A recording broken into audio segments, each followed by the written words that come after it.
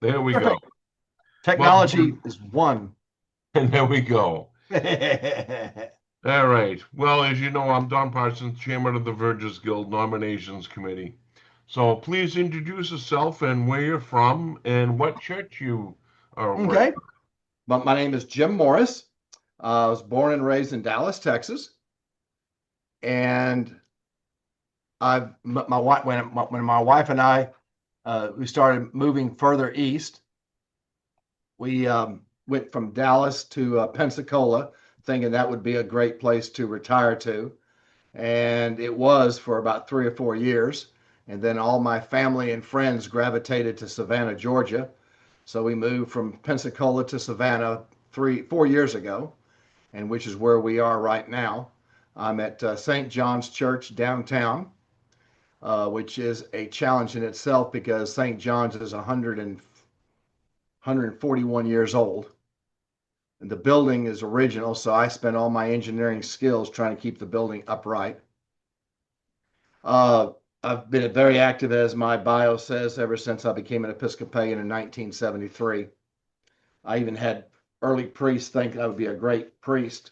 And after I stopped laughing, I found out they were serious. But then I became just a Eucharistic lay minister. Um, the calling was there. I'm organized. My profession was a building consultant on disasters, where I could take an overall, an entire, even a school district, scope out what needed to be done, and then coordinate with local contractors to fix whatever was damaged. So I'm multitasking. I think that the my skills would also help with the Vergers Guild in just in whatever aspect that I'm asked for by the board.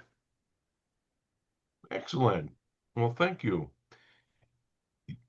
In a never-changing world, how are your Vergers duties adapted to change?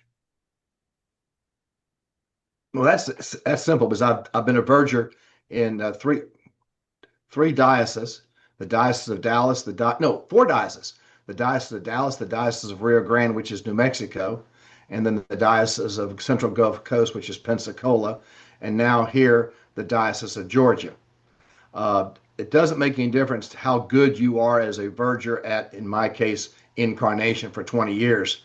Every church has its own idiosyncrasies, its own methods, and its own spiritual guidance. As a verger, you need to be able to adapt to how the parish, basically how the parish worships, and work with them and the clergy and the vestry to better the experience for the parishioners of that parish in that diocese. All right. Every parish is different. Right. Uh, you know, there is not a standard parish.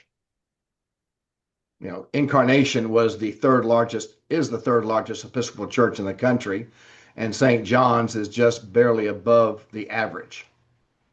So there's your challenges. No, very. How do you go about getting more Vergers to be active in the guild, and how do you see them serving?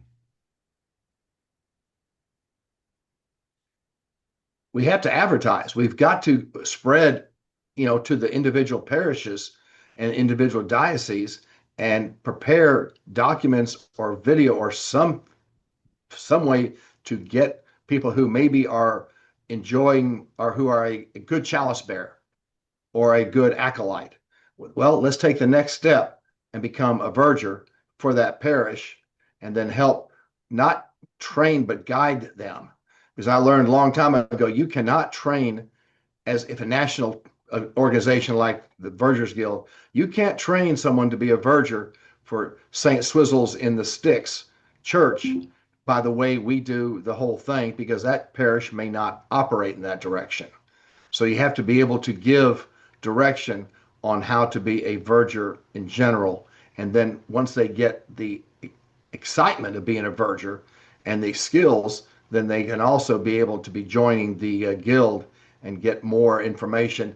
And also, we could have more training online if we training exercises and skills and classes and video put together. Excellent.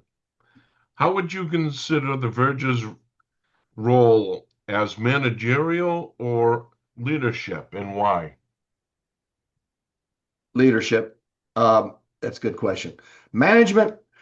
Uh, I leave the management of the services to the celebrant or the rector. They want it done however they want it, and you work with that clergyman for that service. Leadership is you have to be a good leader to work with people, and you have to be able to guide and direct them and give them the skills to be comfortable in doing what they can do. And our last question, it's 7:45 a.m. on Sunday, and you are all ready for the service that starts in 15 minutes, but no clergy is present. How do you respond? Don, that's actually happened to me, as I'm sure it has for you.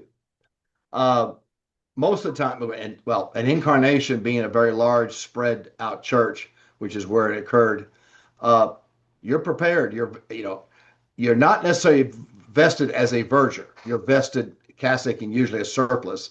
And if a 8 o'clock service, very rarely is there a true verger need. I've taken a Eucharistic service, redressed the altar, and turned it into a morning prayer and lead morning prayer uh, from the altar. It's happened a couple of times. You introduce yourself, and here's what we're doing, and we start with morning prayer.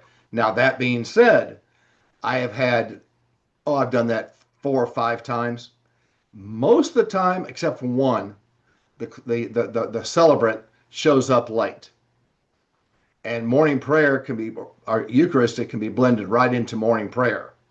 So the celebrant comes in and, takes over, very simple, with the Eucharistic lay ministry prayers and takes us from there. So basically, you have to go with the flow. All right. Well, thank you very much. Those are the questions that we needed to get answered. We will share this with the guild, and we'll send it around to everybody.